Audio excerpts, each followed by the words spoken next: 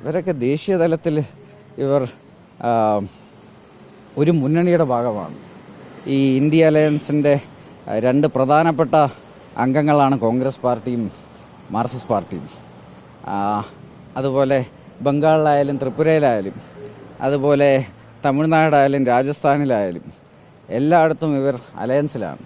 ഇപ്പോൾ രാജസ്ഥാനിലൊക്കെ മാർക്സിസ്റ്റ് പാർട്ടിക്ക് അംഗങ്ങളുണ്ടോയെന്ന് പോലും എനിക്കറിയില്ല. പക്ഷെ അവിടെയൊക്കെ സീറ്റൊക്കെ കൊടുത്തിട്ടുണ്ട്. ആ സീറ്റൊക്കെ കൊടുത്തത് കേരളത്തിലെ വലിയ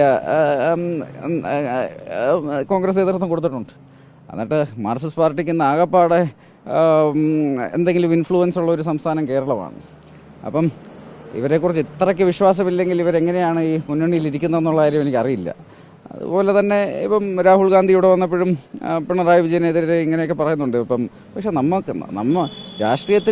രാഷ്ട്രീയ തലത്തിൽ ഇവരെല്ലാം നമുക്കെതിരെ നിൽക്കുന്നവരാണ്.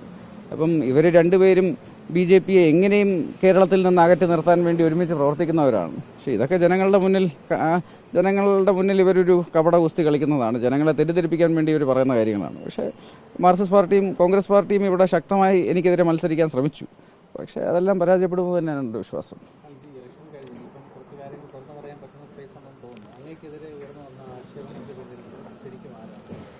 അതൊക്കെ ഇത് ഞാൻ തെരഞ്ഞെടുപ്പിൽ ഇവിടെ നല്ലൊരു മൊമെൻറ്റം ഉണ്ടാക്കുന്നുണ്ടായിരുന്നു. ആ സമയത്ത് എൻ്റെ മൊമെൻറ്റം ബ്രേക്ക് ചെയ്യാൻ വേണ്ടി ആരോ ചെയ്ത ഒരു കാര്യമാണ്. അത് കോൺഗ്രസ് പാർട്ടിയിൽ ആരെങ്കിലും ആവാൻ തന്നെയാണ് നല്ല സാധ്യത.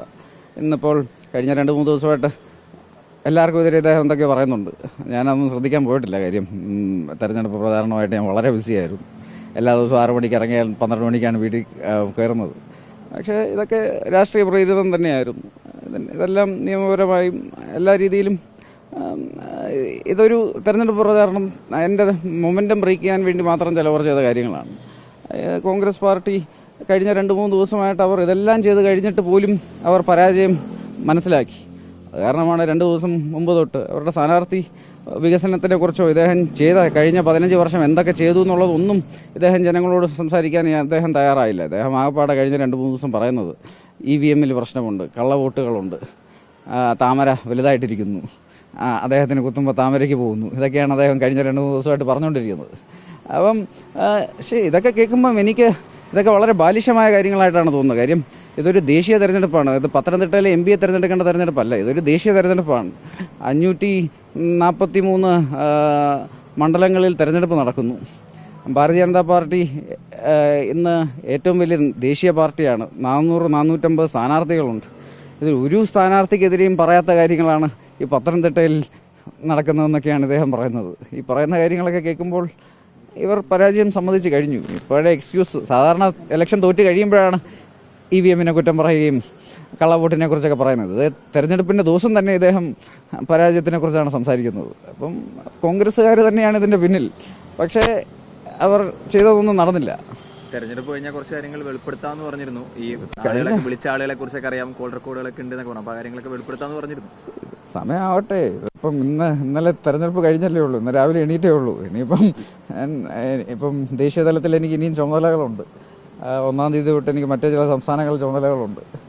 തെരഞ്ഞെടുപ്പ് എൻ്റെ തെരഞ്ഞെടുപ്പ് കഴിഞ്ഞിട്ടില്ല. കേരളത്തിലെ തെരഞ്ഞെടുപ്പ് ഒരു 2ാമത്തെ ഫേസേ കഴിഞ്ഞുള്ളൂ. ഇനിയും 5 ഫേസ് ബാക്കിയുണ്ട്. ആ 5 ഫേസുകളിലും എനിക്ക് പല ചുമതലകളുണ്ട്. അതൊക്കെ കഴിയട്ടെ.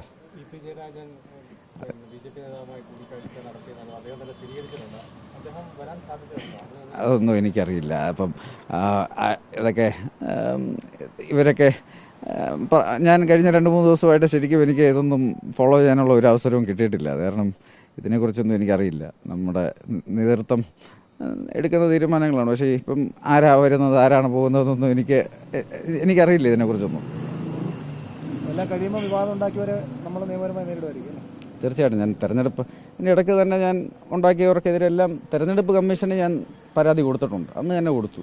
കാര്യം ഇത് തെരഞ്ഞെടുപ്പിൻ്റെ ഇടയ്ക്ക് ഏറ്റവും അതോറിറ്റി ബോഡി തെരഞ്ഞെടുപ്പ് കമ്മീഷനാണ്. അത് കഴിയുമ്പം മറ്റ് നടപടികളിലേക്ക് കടക്കും. കാര്യം തെരഞ്ഞെടുപ്പിൻ്റെ സമയത്ത് തെരഞ്ഞെടുപ്പായിരുന്നു എൻ്റെ മെയിൻ ഫോക്കസ്. മറ്റൊന്നും ഫോക്കസ് ചെയ്യരുതെന്ന് തന്നെയായിരുന്നു എൻ്റെ തീരുമാനം. കാര്യം എൻ്റെ മൊമെൻറ്റം ബ്രേക്ക് ചെയ്യാൻ വേണ്ടി മാത്രമാണ് ഇവരിത് ചെയ്തത്. ഞാൻ അതുമായിട്ട് സഹകരിക്കില്ലെന്നുള്ളത് തന്നെയായിരുന്നു എൻ്റെ പോളിസി.